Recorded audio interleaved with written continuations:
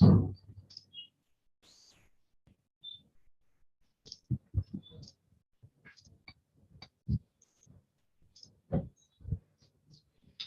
morning, everyone. Welcome to the 10th session of this one-week program on FDP for outcome-based education.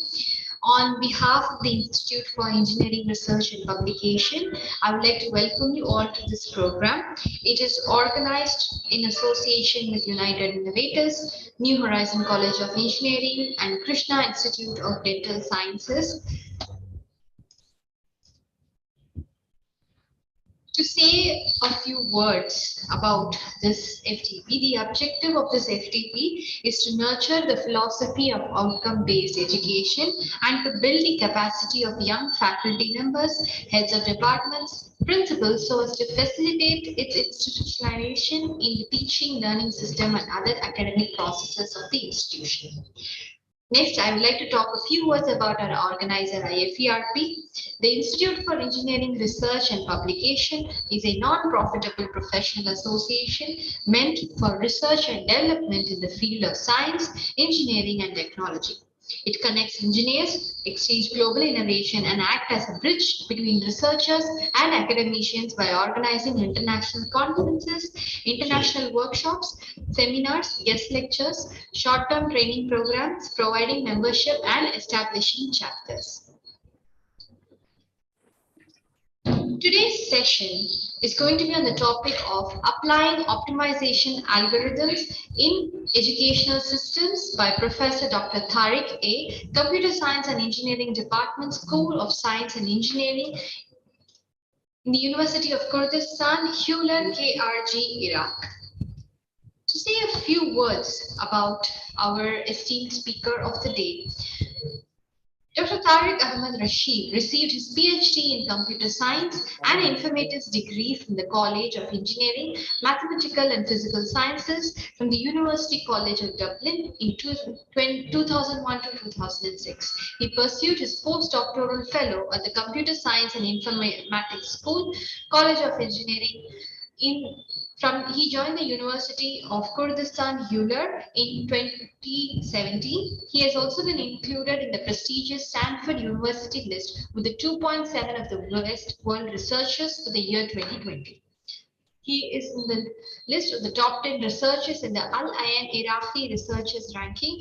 AIR Ranking 2022 is a national ranking organized by the Al-Ayan University to honor those who have worked inconclusively to promote the Iraqi researcher image in the international domain. A group of highly skilled members has performed the ranking with the condition of the researcher having at least an age index of 12 with more than 12 research papers in the Scopus database.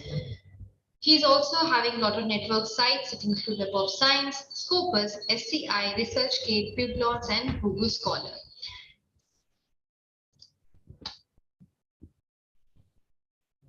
Professor Tarik Rashid, we are looking forward to your keynote address of the day, sir. Kindly please go ahead. The floor is all yours.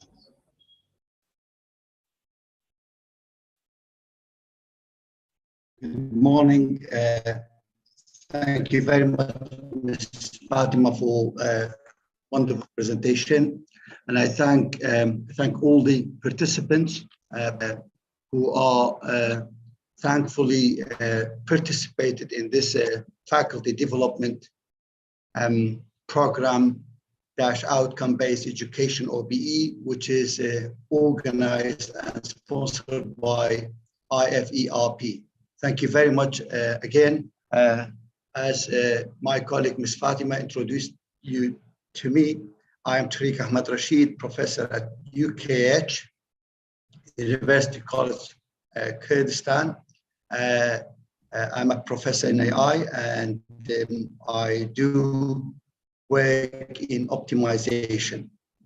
So today's topic is about how we could apply optimization in educational system in universities. That's the topic for today.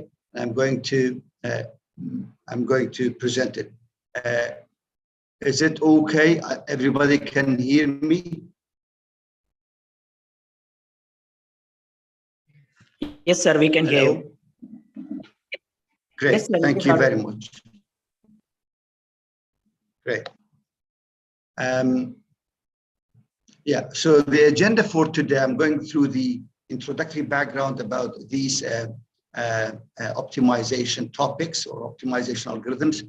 And then I hit on problems or issues that we have in optimization. Then the main objective in working with these optimization algorithms. Then our contribution, our research contribution, we cooked it in our kitchen, and then hit on one of the algorithms that we designed, which is learner performance-based behavior, that was designed in 2021. And then I provide a case study for everyone to understand it, and I go slowly with it. And then I hit on the results and evaluation for our algorithms. Then I hit on the direction for the future work for our researchers to work on. Now, there is a key term called swarm intelligence, and there's also bio-inspired algorithms.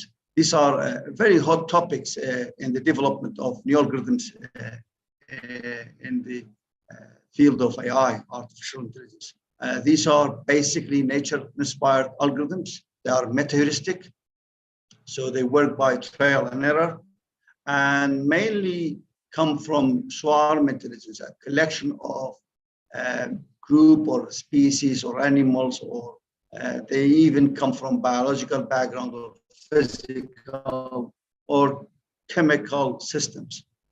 Now, for these reasons, we call them swarm intelligence or bio-inspired based intelligence or chemistry-based intelligence. Depending on the sources that you are trying to inspire your algorithm from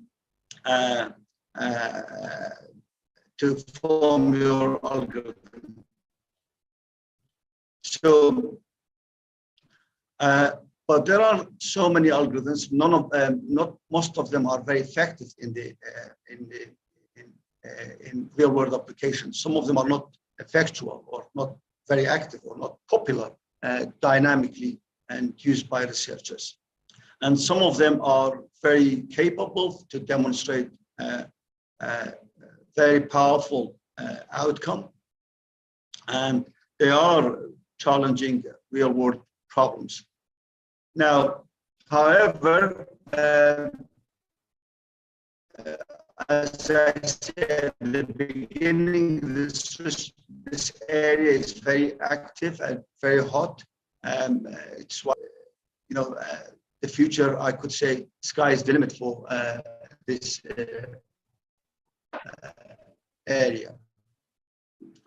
I'm glad that I can see continuously people participating, and because I am steering the Zoom, so I need to admit all the people. So I need to focus on presenting and also admitting people to come in. So just forgive if I just get distracted sometimes, so that not to miss anybody trying to participate or join the Zoom link. I'm sorry for this. So in addition to new problems gathering, you know, there are always problems getting complicated in our lives. So that's the dynamicity of the life. So as we go along in the life, the problems get more complicated. So, and there is a way to handle this algorithm to work for us, and to now and foreseeable future, we can have a lot of new algorithms coming.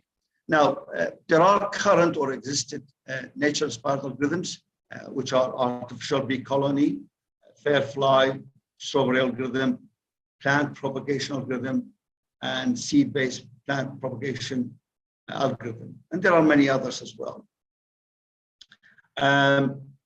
The above that I mentioned, they are very powerful, very effective. They work very, very strongly to tackle problems. Now, there's also, if you compare these algorithms with the, you know, with the existing algorithms that we have, which is genetic algorithm, simulated annealing, and colony swarm optimization. Now, but we need to be careful. Everybody comes up and tries to develop a new algorithm that is difficult for the users to select or choose which one is the best. So it's imperative not to rush to develop or design new algorithms. I believe we have to step back and see how these algorithms be different from each other. So, and how we can not use recycling, or at least we should have a prior knowledge and hit on the working with new algorithms. Therefore, it is important to have an action plan.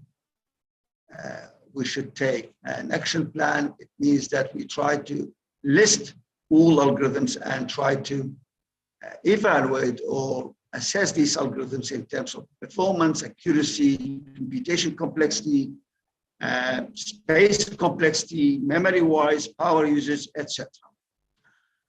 So to verify this so that we do not get into a recycling, as I mentioned, like we don't want to use, we need to use algorithms based on mathematical justification, and explanation.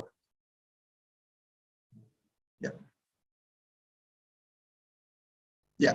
So the comparison that we are going to conduct should be meaningful and based on, some mathematical model justification, and design new algorithm in order to have just a name or an algorithm there, so that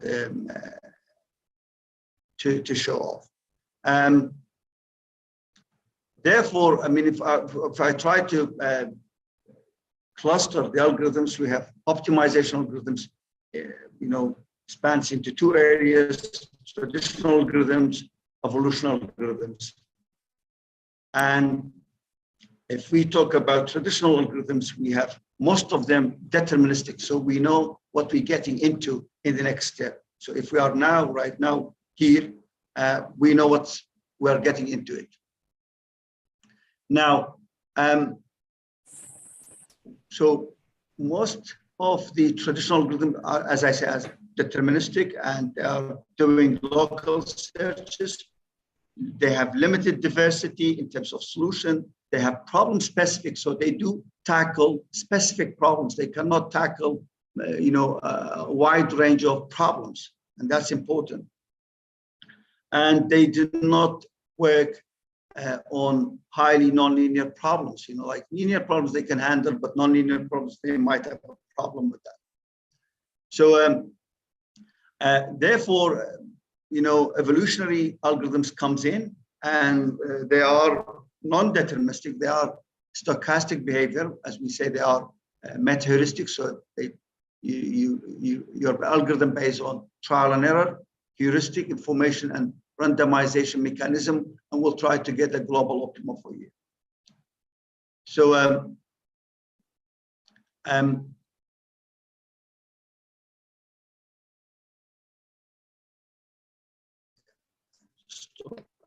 yeah. So what are the problems that we're going to tackle? So there are problems whereby having a big dimension, in terms of variables. So maybe we're talking about 1,000 dimension, some parameters or some variables, 1,000 dimensions. So this is, for an algorithm to work with, it has a complexity problem in terms of space and time. So traditional algorithm cannot solve these problems.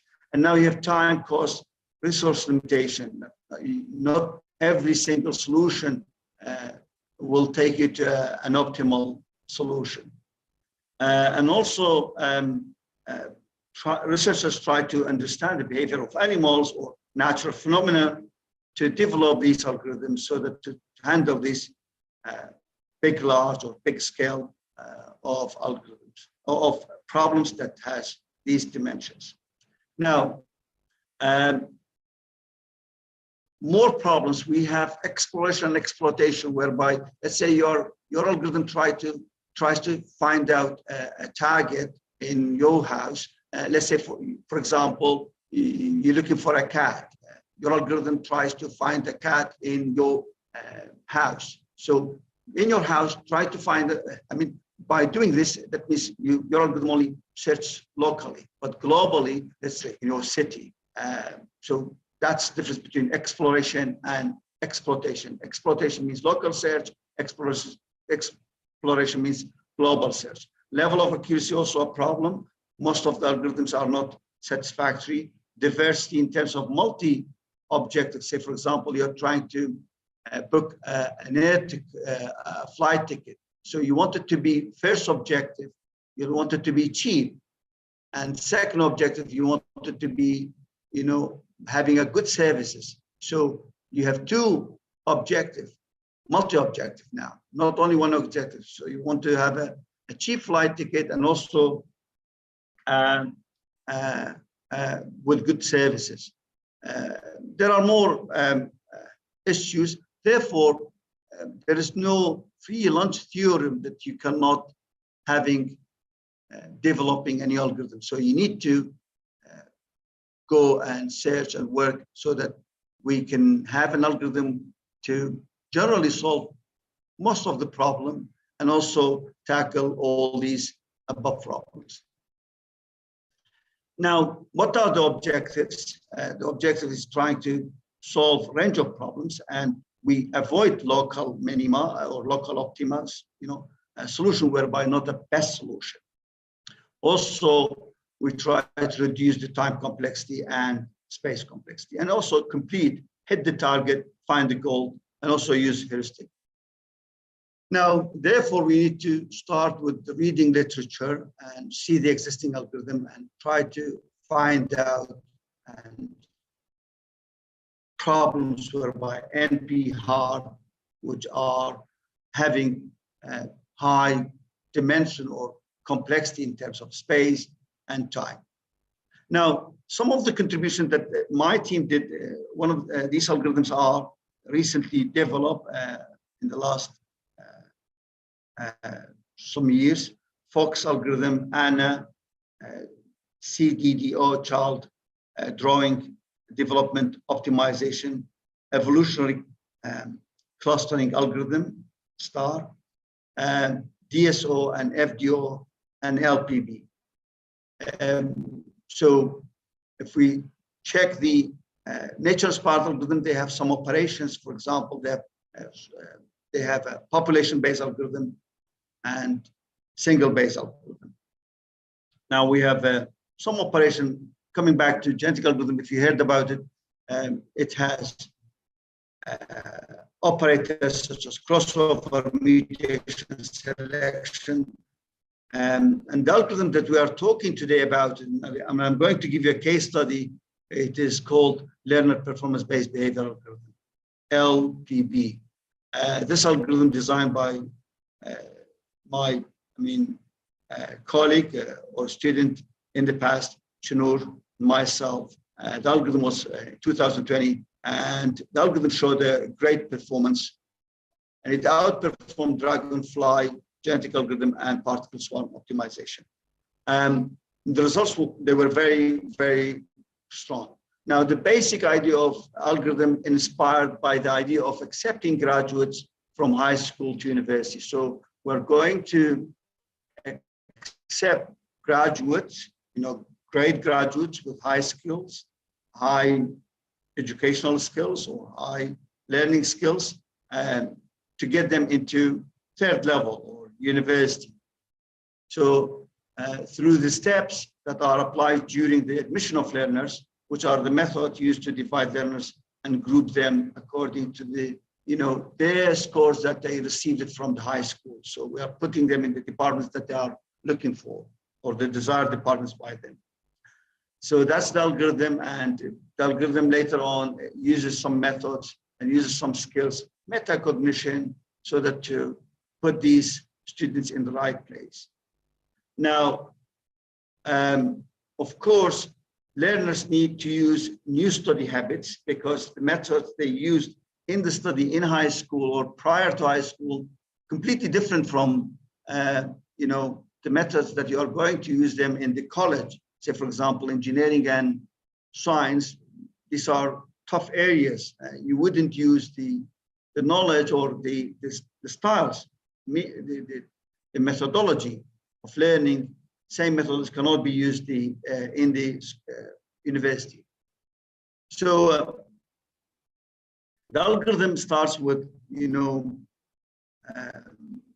group of individuals is selected from the population, and then the population is divided into subpopulation, and then these individuals then selected from these subgroups depending on their fitness, their scores, educational scores, and then the behavior performance are then improved by having them, working with each other. Say, for example, if you work with a group, it is better than you work on your own, especially for engineering or science. You will get a lot of knowledge and skills and metacognition when you work with your colleagues, because then it'll be some crossover in terms of some overlapping in terms of knowledge.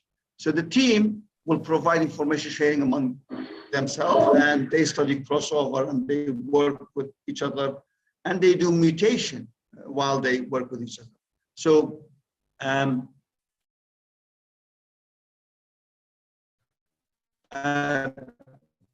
here is LPB. It was tested against, it was designed for single objective and multi-objective optimization. And we will show you some applications that we work with them.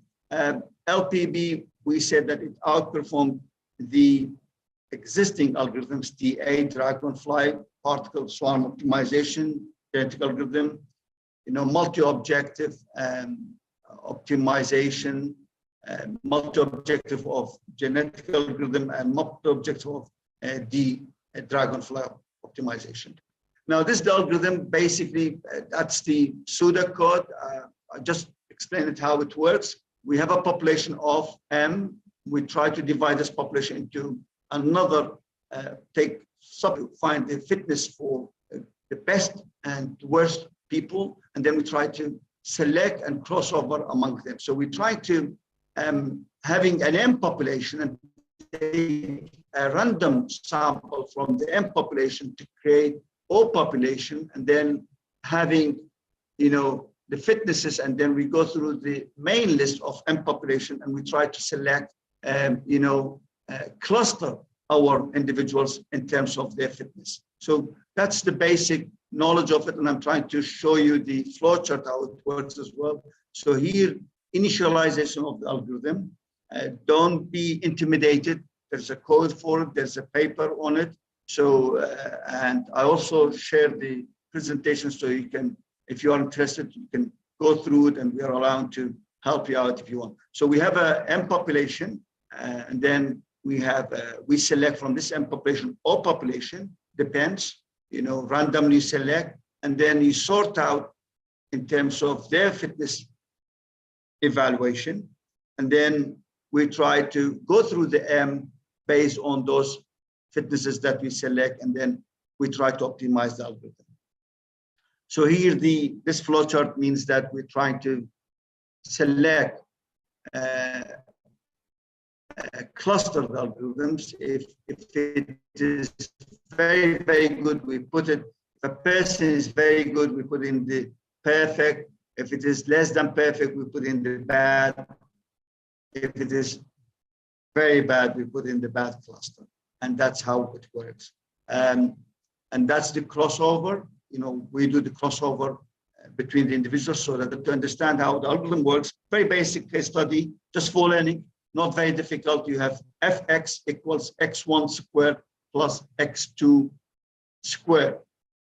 Imagining that x and x2, x1, x2, these are parameters of any problems that you have in the world. Any problems, and you can have multi-dimension. You could have 1,000 dimension, x1, x2, x3, x, till 1,000 or more. Now we put a dimension or the boundary for the x. X1 starts from greater than 0, equals 0, and less than 5,000. Likewise, x2 greater than 0. But in real life, you might have different boundaries for your parameters. Doesn't really matter. So now we're trying to find out what number can make this function maximized. Of course, by naked eye, we can see that, 5,000 can make it maximized. That's normal. This is what we know. But imagine if you have a very complicated mathematical equation. You wouldn't by naked eye unless you try it, and you try all data. And that's not a good way. That's not the efficient way. You try all data from 0 to 5,000. The algorithm says that you can take a sample, okay?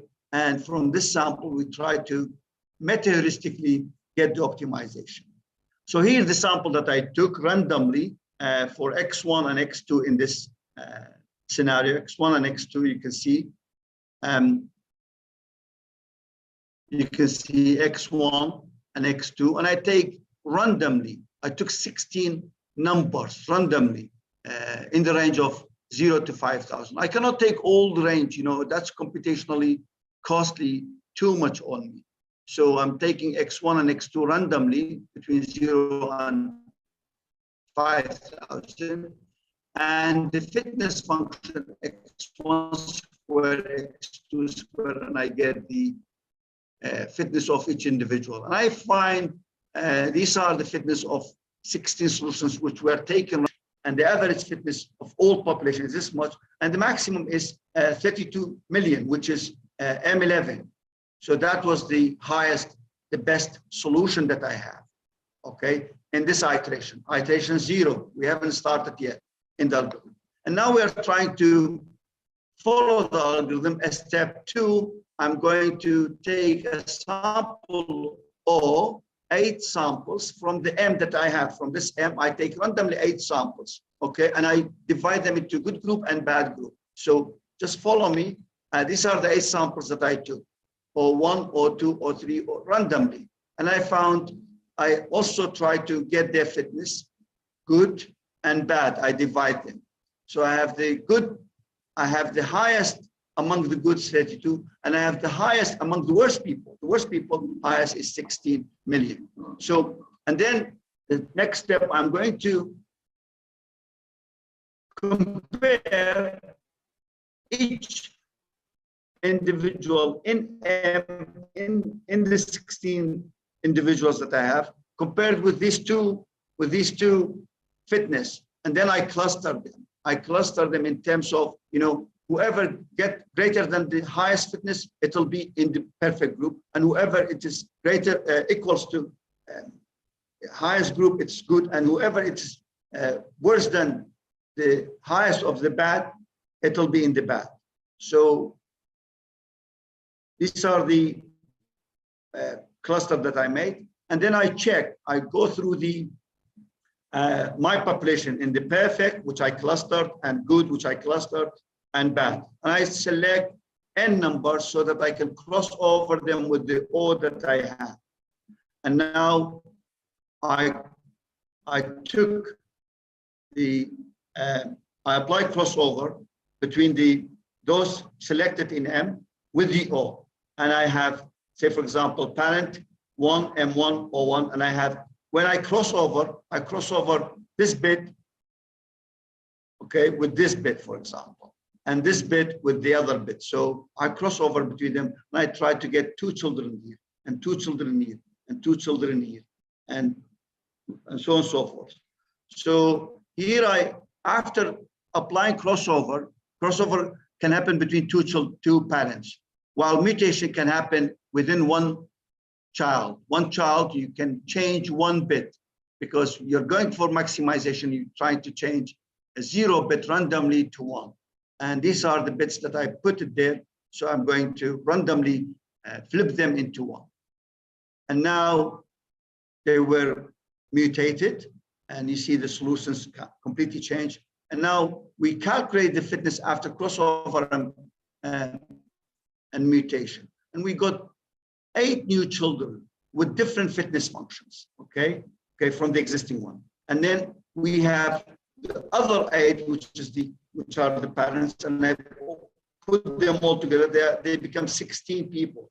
16 people. So our population now changed. So the population, it's a maximization, and you see the fitness is changed. And here the max fitness, it was 32, became 34, kind of 33 million. So increased by 1 million. And we are only in the first iteration. So then this is the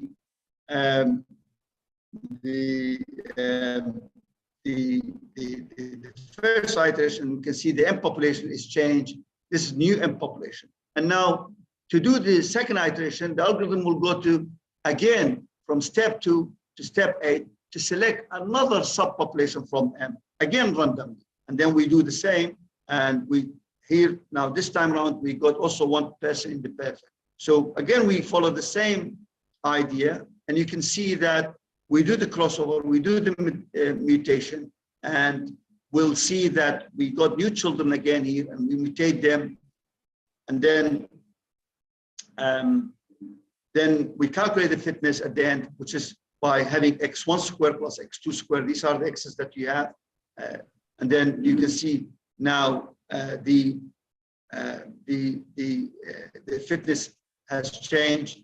And now you can see that the maximum change, the average change, and you can see that first iteration we had this one, second iteration we had this one, and third iteration we had this one. So within 3 iterations, we see that we are approaching the global optima of the solution. That's the case study. I went very fast on it, but you can always have the material and go through it and check it. Now, let's move on and try to explain where we used our algorithm. So we designed single objective version and tested against benchmark test functions, which are F1 to F19, F1 to F7 unimodal, multimodal, composite, and then real world problems as well, which we took a court case. You know, the court case, the problem of the court, that you have so many judges and so many cases, and oftentimes they get delayed or postponed. So now this is kind of a problem whereby if you increase the judges and you increase the cases, the computation-wise would be more increased and expensive. So we tested our algorithm and we found that LPB much better than PSO and GA in many cases. You can see the bold. The LPB, really outperformed the current algorithms that we have for all test functions. And we also we check our results statistically so that to see whether these increase, whether these outperformance of our algorithm, are they significant statistically? So we did a p-test, p-value for them, and we found that if your p-value for 2 sets are greater than 0.05, then it means statistically significant. That's statistical wise. So, and you can see that here is bold, that is significant, except this one, TF is not significant, and T12 not significant, T13 not significant, and the rest significant, T19 wasn't significant. But again, not significant statistically, but outperformed, the existing one. Now, again, we did it with latest, we tested our algorithm with against latest testing benchmark, which is CEC IEEE 2019. And you can see there are 10 difficult functions. You see our algorithm LPP in bold, 1, 2, 3, 4, 5, 6, 7. 7 of them outperformed, out of 10, 7 of them outperformed. That's a good result, I believe.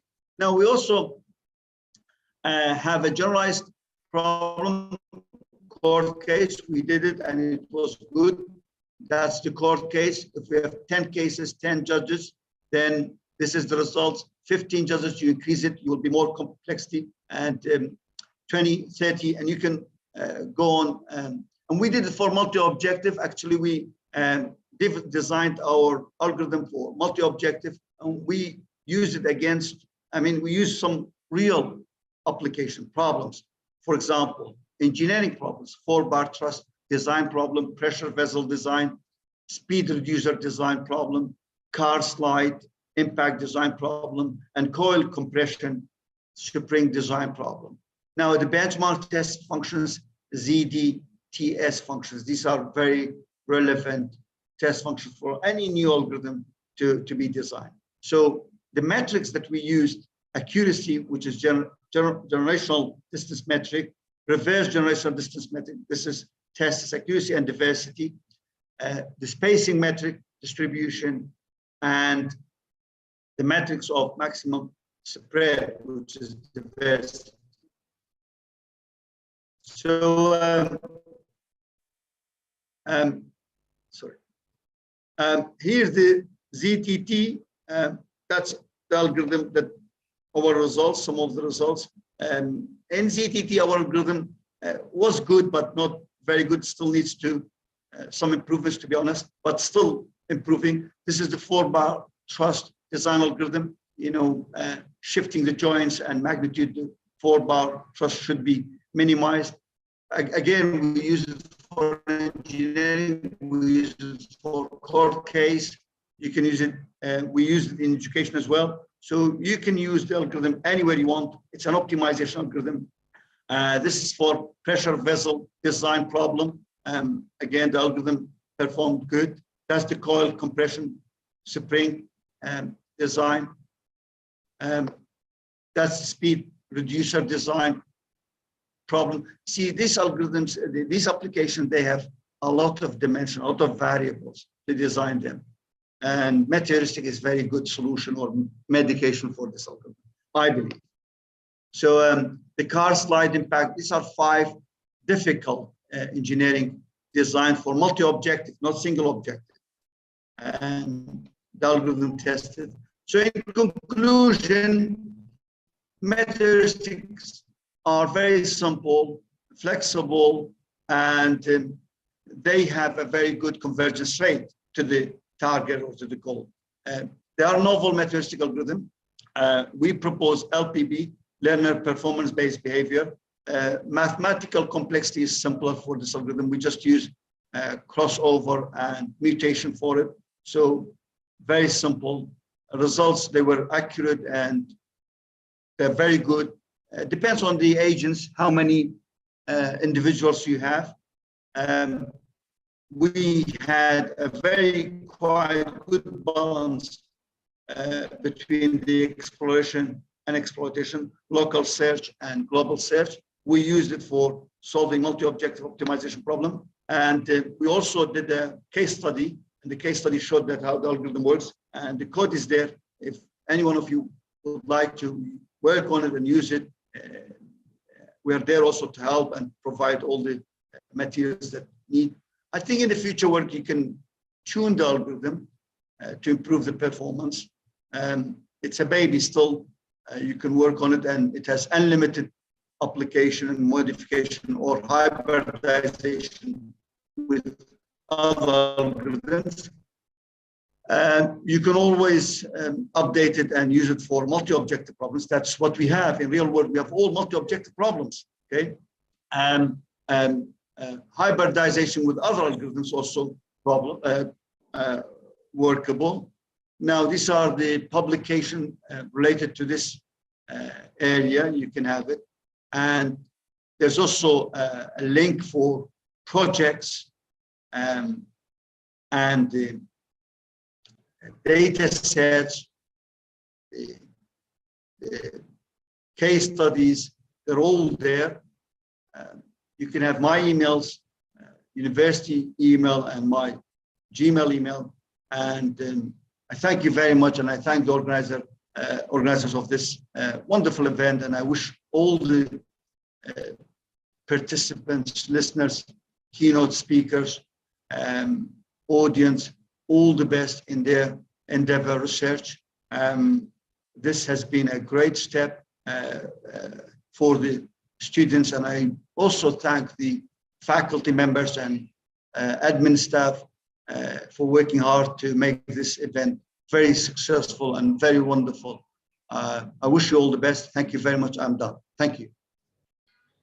Thank you so much for your speech, Professor. It has been really informative. Now, can we have any questions from the audience addressed to the speaker? You could unmute yourself and ask the speaker, or you could put it up in the chat box and the speaker would answer.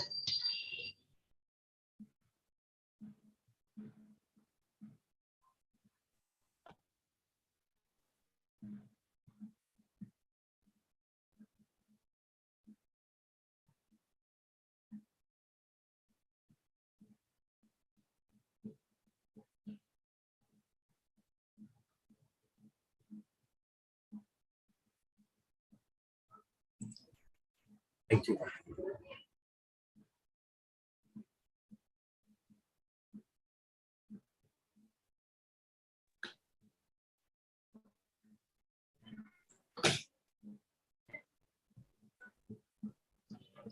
Participants, the floor is open for questions.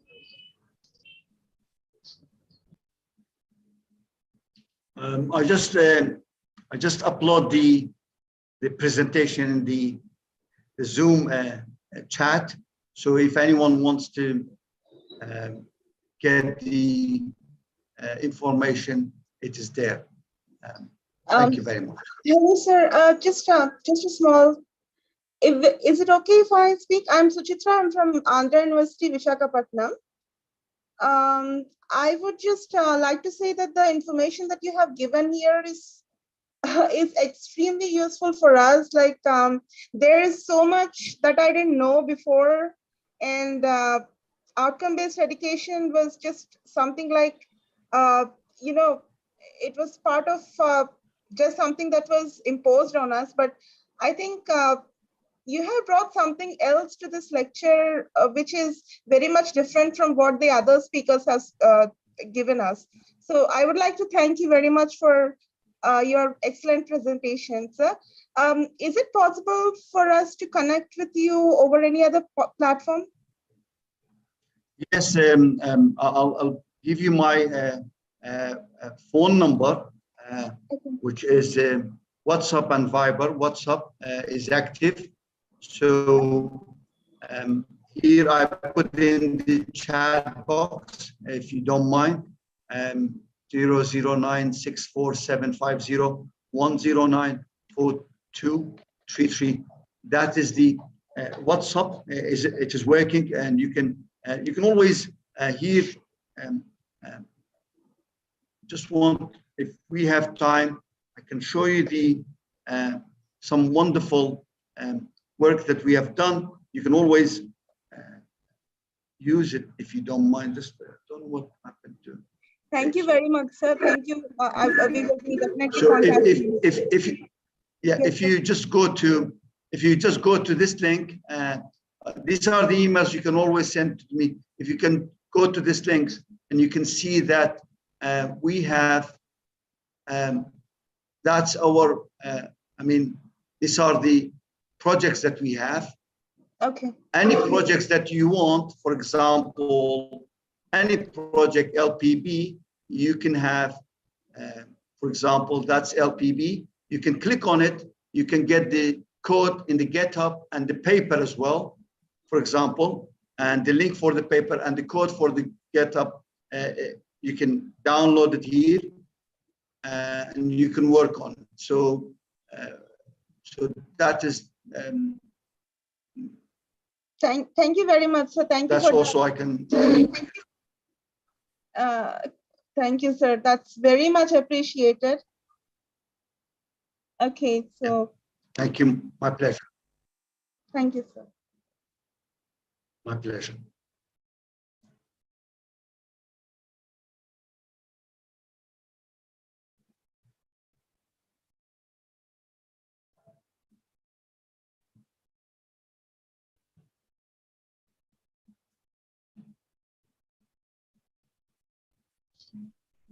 If there are any other questions, the participants can ask the speaker.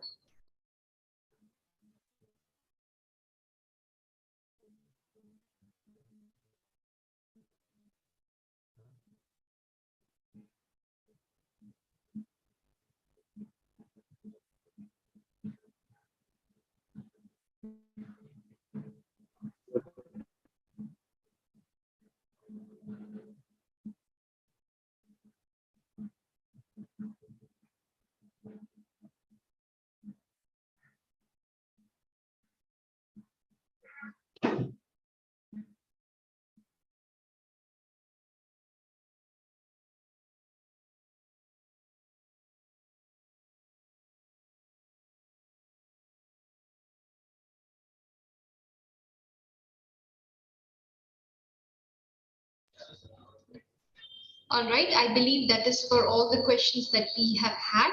Thank you so much to all the participants and delegates who have participated today. And a warm thank you on behalf of IFERP to Professor Tarik Rashid for your time and effort, sir. We really appreciate the knowledge that you have shared with us. I believe this session has been informative and knowledgeable to everyone. And once again, thank you so much for joining us. We have a few more sessions planned over the weekend as well for everybody to connect. And we will make sure that the weekend sessions that are happening will be even more filled with a lot of knowledge. So we expect your participation and your support for us to successfully conclude this FTP week. We are on our 10th session today, and we really appreciate the participation and the cooperation of our speakers as well. On that note, I would like to promote our upcoming events organized by IFERP. So we have the International Conference on Exploring Colossal Technological Advances of the 21st Century in Science, Engineering and Technology, organized by IFERP on the 13th and 14th August 2022 at Abu Dhabi. We have the Asia Pacific Conference on Education Research, Social Science and Humanities, organized by IFERP on the 7th and 8th September at Bangkok. We have the International Conference on Future of Engineering, organized by IFERP on the 22nd and 23rd September 2022 at Manila, Philippines. I am posting the conference link on the chat box for our participants to review on your own accord so that you can review these websites and see which suits your better needs. And you could always contact our team at IFERP through iferp.in, and you can get in touch regarding more details about these conferences. Now, until the next session, so this is your host, Juveria, signing off. Thank you for allowing me to host your session.